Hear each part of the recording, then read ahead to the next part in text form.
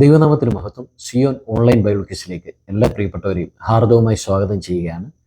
ദൈവകൃപയാൽ നമ്മുടെ online Bible quiz ഇന്ന് മുതൽ ആരംഭിക്കുകയാണ്. ആദ്യം തന്നെ നമ്മുടെ ബൈബിൾ ക്വിസിൻ്റെ നിബന്ധനകളൊന്ന് പറയാം. 50 ദിവസമായിരിക്കും നമ്മുടെ ചോദ്യങ്ങൾ ഉണ്ടായിരിക്കുന്നത്.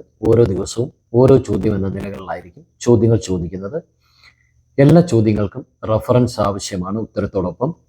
ഉത്തരത്തോടൊപ്പം റഫറൻസ് ഇല്ലാത്ത ഒരു ഉത്തരവും പരിഗണിക്കുന്നതായിരിക്കില്ല.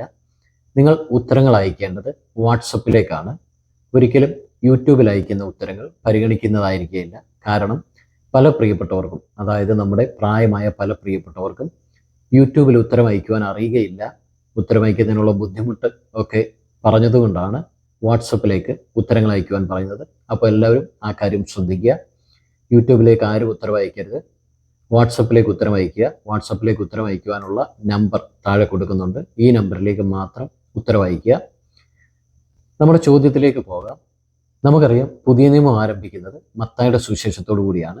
മത്തായിയുടെ സുവിശേഷം ആരംഭിക്കുന്നത് യേശുക്രിസ്തുവിൻ്റെ വംശാവലിയെപ്പറ്റി പറഞ്ഞുകൊണ്ടാണ്.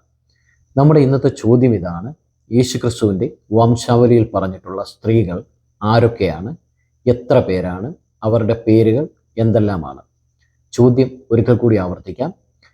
യേശുക്രിസ്തുവിൻ്റെ വംശാവലിയിൽ പറഞ്ഞിട്ടുള്ള സ്ത്രീകൾ ആരൊക്കെയാണ്? എത്ര പേരാണ്? അവരുടെ പേരുകൾ എന്താണ്? അപ്പോൾ എല്ലാവരും എത്രയും പെട്ടെന്ന് ഉത്തരം അയക്കുവാനായിട്ട് ശ്രമിക്കുക. ദൈവം എല്ലാവരെയും അനുഗ്രഹിക്കട്ടെ.